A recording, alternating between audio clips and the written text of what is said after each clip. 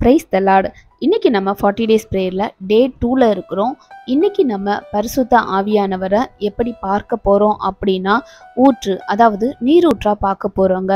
நேற்றைய தினத்துல நம்ம தண்ணீரா பார்த்தோம். இன்னைக்கும் அந்த தண்ணீர் சம்பந்தப்பட்டது தான். அதாவது பரிசுத்த ஆவியானவரை ஒரு நீரூற்றா இன்னைக்கு நம்ம பார்க்க போறோங்க. எனக்கு உணர்த்தினதின்படி பைபிள்ல கொடுக்கப்பட்ட வசனத்தின்படியும் பரிசுத்த ஆவியானவரை நீரூற்றா கம்பேர் பண்ணி இன்னைக்கு நம்ம பார்க்கலாங்க. அதற்கு நம்ம வேதத்துல பார்க்க வேண்டிய வசனம் என்ன அப்படின்னா, யோவான் எழுதின சுவிசேஷம் 4ஆம் அதிகாரம் 14ஆம் வசனத்துல நம்ம வாசிக்கலாம். நான் கொடுக்கும் தண்ணீரை குடிக்கிறவனுக்கோ ஒரு காலம் தாகம் உண்டாகாது. நான் அவனுக்கு கொடுக்கும் தண்ணீர் அவனுக்குள்ளே நித்திய ஜீவ காலமாய் ஊறுகிற நீரூற்றாய் இருக்கும் என்றார். ஆமீன். இந்த வசனத்துல என்ன சொல்லப்பட்டிருக்கு அப்படின்னா, நேற்றைய தினத்துல நம்ம பார்த்தோம், பரிசுத்த ஆவியானவரை தண்ணீருக்கு ஒப்பிட்டோம். அதே போல அந்த பரிசுத்த ஆவியானவரை நம்ம பெறும்போது நம்மளுடைய இருதயத்துக்குள்ள ஒரு நீரூற்று இருக்குங்க. அதாவது அந்த வசனம் கசிஞ்சுக்கிட்டே இருக்கும். பரிசுத்த ஆவியானவர் நம்மளுடைய இருதயத்துல அந்த வசனத்தை தொனிக்க பண்ணிக்கிட்டே இருப்பாரு. அதாவது நீரூற்றை போல கசைய பண்ணிக்கிட்டே இருப்பாருங்க. ஃபர்ஸ்ட் நம்ம நீரூற்றை பத்தி பார்க்கலாம், அதனோட பயன்களை பார்க்கலாம். அதுக்கப்புறம் பரிசுத்த ஆவியானவரை நீரூற்றோட எப்படி நம்ம கம்பேர் பண்ணி நம்மளோட வாழ்க்கையில நீரூற்றாக பரிசுத்த ஆவியானவரை எப்படி நம்ம பார்க்கலாம் அப்படின்றத பார்க்கலாங்க. ஃபர்ஸ்ட் நம்ம நீரூற்றை பத்தி நம்ம பார்க்கலாம். ஒரு இடத்துல திடீர்னு தண்ணி கசிஞ்சுக்கிட்டே இருக்குங்க. என்னது திடீர்னு இங்கே கசிஞ்சுக்கிட்டே இருக்கு அப்படின்னா, அங்கே போய் பார்க்கும்போது அங்கே ஒரு ஊற்று தோண்டுங்க. ஸோ அந்த ஊற்றுல இருந்து வருகிற தண்ணீர் நல்ல தண்ணியாக இருக்கும். ஸோ அந்த இடத்துல அந்த ஊற்றை வச்சு நீர்வளம் அங்கே நல்லா இருக்கு அப்படின்றத நம்ம பார்க்கலாங்க. அதே போல தான் பரிசுத்த ஆவியானவர் நம்மளுக்கு ஊற்றாக இருக்கிறாரு. அதாவது நாம பரிசுத்த ஆவியானவரின் அபிஷேகத்தை பெறும்போது அவர் நம்மளுக்குள்ள ஒரு ஊற்றாக வசனத்தை கொடுத்துக்கிட்டே இருப்பாருங்க. நம்மளுக்கு வேண்டிய நேரத்துல அந்த வசனத்தை கொடுப்பாருங்க. பரிசுத்த ஆவியானவர் நம்மளிடத்துல இருக்கும்போது வசனத்துக்கு குறைவே இருக்காது. ஏன் அப்படின்னா, பரிசுத்த ஆவியானவர் கர்த்தரோட கனெக்டா இருப்பாரு. ஸோ அப்படி கனெக்டா இருக்கும்போது நம்ம இந்த உள்ளான மனுஷனுக்கு அந்த வார்த்தை என்ற ஊற்றை கொடுத்துக்கிட்டே இருப்பாரு. அந்த வார்த்தையின் மூலமாக நம்ம ஆசீர்வாதத்தை பெற்றுக்கொள்ளலாங்க. பரிசுத்த ஆவியானவர் நம்ம இருதயத்துக்குள்ள ஒரு ஊற்றாக இருந்து வசனத்தை கொடுத்துக்கிட்டே இருப்பாருங்க. ஸோ இந்த வசனம் நம்மளிடத்துல இருந்து வெளிப்படும் போது, அதாவது நம்ம வாயில அறிக்கையிடுவோம், இல்ல 4 பேத்துக்கு அந்த வசனத்தை சொல்லுவோம், சுவிசேஷமாக சொல்லுவோம். அப்படி சொல்லும் போது மற்றவர்கள் எல்லாரும் இவங்களுக்குள்ள பரிசுத்த ஆவியானவர் இருக்கிறாங்க, அந்த வசனம் இவங்களிடத்துல இருந்து வெளிவருது அப்படின்னு சொல்லிட்டு நம்ம வாயில இருந்து வருகிற வார்த்தைகள் மற்றவர்களுக்கு ஜீவ ஊற்றாக மாறுங்க. இப்படிதான் நம்மளோட இருதயத்துக்குள்ள பரிசுத்த ஆவியானவர் ஒரு ஊற்றாக இருந்து வசனத்தை கொடுத்துக்கிட்டே இருப்பாரு. அது நம்மளுக்கு மட்டும் இல்ல, மற்றவங்களுக்கும் உதவுகிற வார்த்தைகளாக இருக்குங்க. ஸோ 2வது காரியம் என்ன அப்படின்னா, சங்கீதம் 114ஆம் அதிகாரம் 8ஆம் வசனத்துல அவர் கண்மலையை தண்ணீர் தடாகமாகவும் கற்பாறை நீரூற்றுகளாகவும் மாற்றுகிறார்.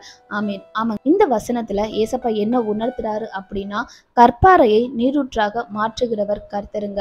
ஒரு மனுஷன் கற்பாறையை போல, அதாவது கல் நெஞ்ச மனுஷன் அப்படின்னு சொல்லுவோம்ல, அந்த மனுஷனை மாற்றுகிறதற்கு யாரால முடியும் அப்படின்னா பரிசுத்த ஆவியானவரால மட்டும்தாங்க முடியும். ஸோ கற்பாறை மனசுடைய மனுஷனை பரிசுத்த ஆவியானவர் தொடும்போது அவன் நீரூற்றாக மாறுகிறாங்க.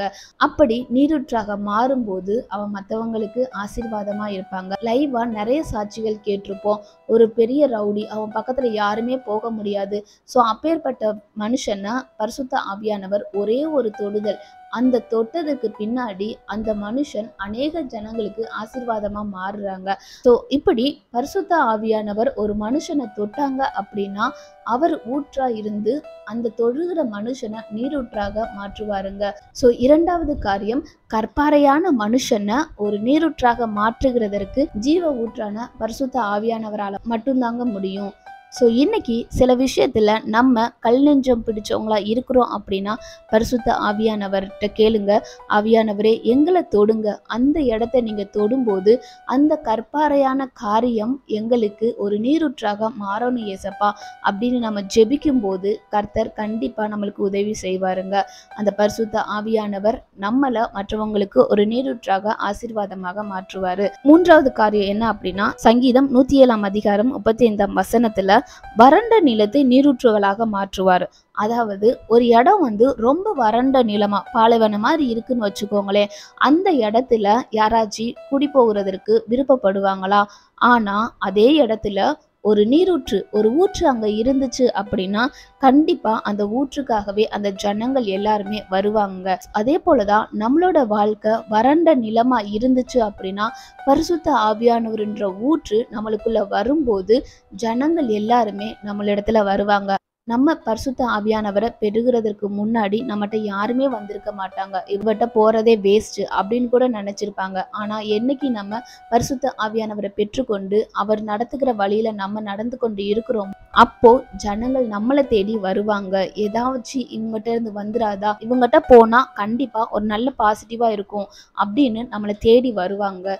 ஸோ மூன்றாவது காரியம் என்ன அப்படின்னா பரிசுத்த ஆவியானவர் நம்மளோட வறண்ட நிலமான வாழ்க்கைய ஒரு நீரூற்றாக மாற்றி ஜனங்களை நம்மளிடத்துல வர வைப்பாருங்க. ஸோ இன்னைக்கு இந்த 3 காரியத்தை நம்ம தியானிக்கலாம். முதலாவது என்ன அப்படின்னா பரிசுத்த ஆவியானவர் நம்மளோட இருதயத்துல ஒரு நீரூற்றாக இருக்கும்போது நம்மளிடத்துல கர்த்தருடைய வார்த்தை கசிந்துகிட்டே இருக்கும். அதை பரிசுத்த ஆவியானவர் கொடுத்து நம்மளுக்கும் மற்றவர்களுக்கும் ஆசீர்வாதமாக மாற்றுவாருங்க. இரண்டாவது காரியம் என்னன்னா நம்மளுடைய கல்லான இருதயத்தை ஊற்றுன்ற பரிசுத்த ஆவியானவர் மாற்றி நம்மளை ஒரு நீரூற்றாக மாற்றுவாருங்க. மூன்றாவது காரியம் என்ன அப்படின்னா ஒரு வறண்ட நிலத்துல எப்படி ஊற்று இருக்கும்போது அங்க ஜனங்கள் தேடி வருவாங்களோ நம்மளிடத்துல பரிசுத்த ஆவியானவர்ன்ற ஊற்று இருக்கும்போது ஜனங்கள் நம்மளை தேடி வருவாங்க. ஸோ இந்த 3 காரியங்களையும் நம்ம தியானித்து பரிசுத்த ஆவியானவர் நம்மளோட வாழ்க்கையில ஒரு ஊற்றாக இருக்கிறார். அந்த ஊற்றாக இருந்து நம்மளை மற்றவங்களுக்கு ஒரு நீரூற்றாக மாற்றுகிறதற்கு அவர் வல்லவராய் இருக்கிறார், உதவி செய்கிறார். அதுக்கு தாங்க நம்மளை அவர் தெரிந்தெடுத்துக்கிறாரு. அவர் எதுக்கு நம்மளை தொட்டாரு அபிஷேகித்தாரு அப்படின்னா ஊற்று ஊறிக்கிட்டே இருக்கிறது அவங்களுக்கு மட்டும் பிரயோஜனம் இல்லை, சுற்றி உள்ள ஜனங்களுக்கும் பிரயோஜனம் தாங்க. அதே போலதான் நம்மளை அவர் அபிஷேகித்து நம்மளை தொட்டிருக்காரு, நம்மளை தெரிந்து கொண்டிருக்காரு அப்படின்னா நம்ம மூலமாக பிறரை ஆசீர்வதிக்கிறதற்காக தாங்க. ஸோ இப்படிப்பட்ட பரிசுத்த ஆவியானவரை நம்ம தியானித்து அவரோட அனுதினமும் உறவாடி கர்த்தரிடத்துல சேருகிற வரைக்கும் அவரை நம்ம தக்க வச்சு கொள்வோங்க. ஸோ இந்த டே 2ல பரிசுத்த ஆவியானவர் குறித்து தியானித்து மற்றவங்களுக்கும் இந்த காரியத்தை சொல்லுங்க. நம்ம இப்போ ஜெபிக்கலாம். அன்புள்ள இயேசப்பா, இந்த நாளிலும் தகப்பனே அப்பா, இந்த டே 2ல பரிசுத்த ஆவியானவரை ஒரு ஊற்றாக எங்களுக்கு நீங்க காண்பிச்சு கொடுத்ததற்காக நன்றிப்பா. அவர் எங்களோட இருதயத்துல ஒரு ஊற்றாக இருந்து வார்த்தை என்கிற நீரூற்ற கசிய செஞ்சு மற்றவங்களுக்கு அது ஆசீர்வாதமாக மாற்றுகிறதற்கு எங்களுக்கு நீங்க உதவி செய்யுங்கப்பா. பரிசுத்த ஆவியானவரே, எங்களை நீங்க தெரிந்து கொண்டது, எங்களை நீங்க அபிஷேகித்தது நாங்க பலனடைந்து ஆசீர்வாதமா இருக்கிறதற்கு மட்டும் இல்லை டாடி. அப்பா, எங்களை சுற்றி உள்ள ஜனங்கள், எங்களை தேடி வருகிற ஜனங்களுக்கு நல் வார்த்தைய அருளச் செய்யும்படிக்காக எங்களுடைய ஊற்று தண்ணீராக நீங்க இருந்து உங்களுடைய வார்த்தைய அவர்களுக்கு எங்க வாயிலிருந்து அருளச் செய்கிறீங்கப்பா. அதற்காக நன்றி செலுத்துகிறோம் டாடி. ஆவியானவரே அப்பா, சோத்திரம் தகப்பனே, இன்னைக்கு யார் யாரு இந்த காரியத்தை தியானிக்கிறாங்களோ அவங்களோட இருதயத்துல ஒரு ஊற்றாக இருந்து அந்த தியானிக்கிற நபர்களை ஒரு நீரூற்றாக மாற்றி மற்றவர்களுக்கு ஆசீர்வாதமாக இருக்கும்படிக்காக நாங்க ஜெபிக்கிறோம்ப்பா. எப்போதும் தகப்பனே பரிசுத்த ஆவியானவர் நீங்க எங்களோட இருந்து எங்களை நேர்வழியில நடத்தி கொண்டு போகிற கிருபைகளுக்காக நன்றி செலுத்துகிறோம் டாடி. எல்லாவற்றையும் உடைய கரத்துல ஒப்பு கொடுக்கிறோம் அப்பா. ஆசீர்வதிங்க. இயேசுவின் நாமத்திலே ஜெபிக்கிறோம் ஜீவனுள்ள நல்ல பிதாவே, ஆமேன். God bless you. Jesus loves you.